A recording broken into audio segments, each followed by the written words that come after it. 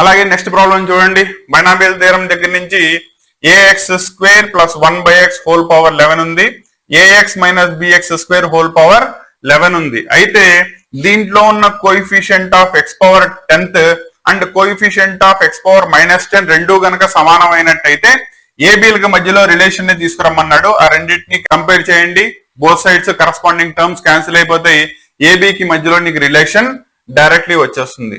Next measure of disperse నుంచి కనుక తీసుకున్నట్టయితే దీని నుంచి మీన్ డీవియేషన్ మీద కంపల్సరీగా ఒక క్వశ్చన్ వస్తుంది. Mean deviation about the mean గానీ మీడియన్ గానీ మోడ్ గానీ ఇస్తాడు. దానిలో mean median mode find out చేయడానికి మనకి 10th క్లాస్ కాన్సెప్ట్ అప్లై చేస్తే సరిపోతుంది.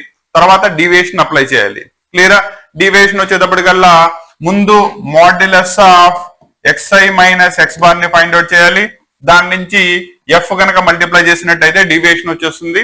అదే దాన్ని స్క్వేర్ చేసుకుంటే వేరియన్స్, రూట్ అప్లై చేసుకుంటే స్టాండర్డ్ డీవియేషన్ వచ్చేస్తుంది. ఈ ప్రాబ్లమ్స్ చాలా ఇంపార్టెంట్.